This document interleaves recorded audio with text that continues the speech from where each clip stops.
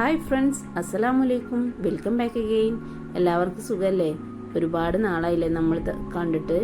അപ്പോൾ അതിൻ്റെ പരിഭവം തീർക്കാൻ വേണ്ടി നമുക്ക് ഇന്നൊരു അൽഫാം ഉണ്ടാക്കി നോക്കിയാലോ. അതിനു വേണ്ടി ഞാൻ 3 ചിക്കനാണ് കേട്ടോ എടുത്തിട്ടുള്ളത്.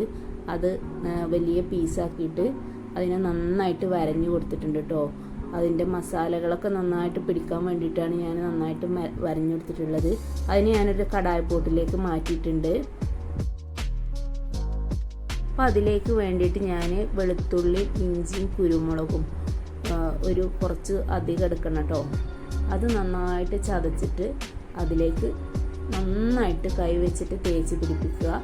അതുപോലെ തന്നെ അതിലേക്ക് ഒരു നാരങ്ങൻ്റെ നീരും കൂടെ ഞാനിപ്പം ചേർത്ത് കൊടുത്തിട്ടുണ്ട് കേട്ടോ.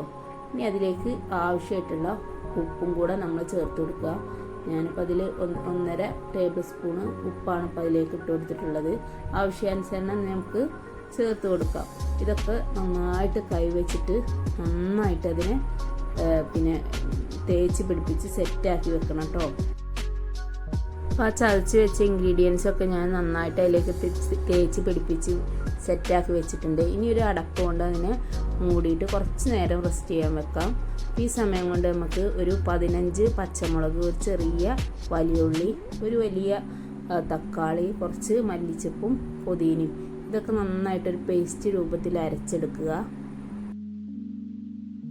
അതിലേക്ക് വലിയ ടേബിൾ സ്പൂൺ 2 ടേബിൾ സ്പൂൺ അല്ലെങ്കിൽ 2.5 ടേബിൾ സ്പൂൺ കാശ്മീരി മുളക് പൊടിയും 1.5 ടേബിൾ സ്പൂൺ സാദാ മുളക് പൊടിയും അതുപോലെ തന്നെ ഒരു ടീസ്പൂണ് മഞ്ഞൾപ്പൊടിയും അതുപോലെ തന്നെ 1/2 ടീസ്പൂണ് മല്ലിപ്പൊടിയും അതുപോലെ തന്നെ 1/4 ടീസ്പൂണ് അല്ലെങ്കിൽ അതിൻ്റെ ഒരു 1/2 ടീസ്പൂണ് ഗരം മസാലയും കൂടി ചേർത്തിട്ട് വീണ്ടും ഇതിനെ നന്നായിട്ട് നമ്മളൊന്ന് മിക്സിയുടെ ജാറിൽ അടിച്ചെടുത്തിട്ടുണ്ട്.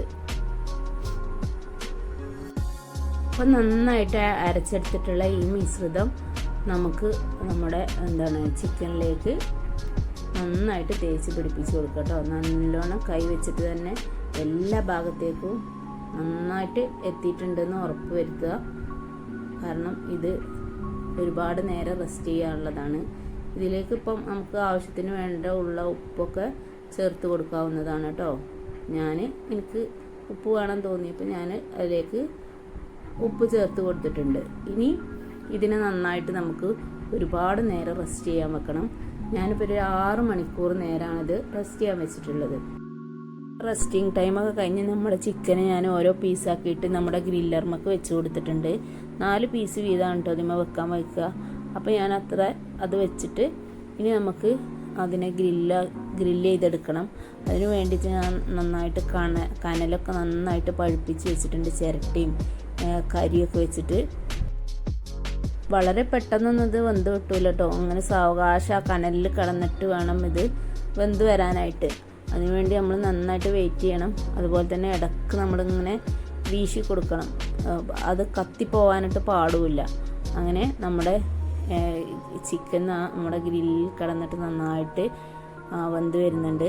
അപ്പം അതിൻ്റെ വേവ് എന്ന് പറഞ്ഞു കഴിഞ്ഞാൽ അതിൻ്റെ ആ എണ്ണയും നെയ്യൊക്കെ ഈ കനലിലേക്ക് ഇങ്ങനെ ഉറ്റി വീഴും. അതുപോലെ തന്നെ അതിൻ്റെ ഇറച്ചി ഇങ്ങനെ അതിൽ വിട്ട് വരാൻ തുടങ്ങും. അപ്പം മറിച്ച് വെച്ചിട്ടുണ്ട് ഞാൻ. അപ്പോൾ 2 പുറം ഇതേപോലെ ഇങ്ങനെ തിരിച്ചും മറിച്ചും വെച്ചിട്ട് ഇങ്ങനെ വേവിച്ചെടുക്കുക.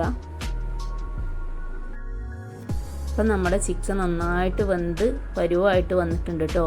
അതിൻ്റെ പുറം ഭാഗം നല്ല ക്രിസ്പിയും ഉള്ളിൽ നല്ല ജ്യൂസി ആയിട്ടുള്ള ഒരു പരുവാണിപ്പം. അപ്പം ഞാനതിനെ ഒരു പാനിലേക്ക് മാറ്റി വെച്ചിട്ടുണ്ട്. അപ്പോൾ നിങ്ങൾക്ക് ഇതുപോലെ ഈ വീഡിയോ ഇഷ്ടമായിട്ടുണ്ടെങ്കിൽ എന്തായാലും നിങ്ങൾ ചിക്കൻ കിട്ടുകയാണെങ്കിൽ ഇങ്ങനെ ട്രൈ ചെയ്ത് നോക്കുക. വീഡിയോ ഇഷ്ടപ്പെട്ടിട്ടുണ്ടെങ്കിൽ ലൈക്ക് ചെയ്യുക, ഷെയർ ചെയ്യുക, സബ്സ്ക്രൈബ് ചെയ്യുക. അപ്പോൾ ശരി, ഓക്കെ, ബൈ.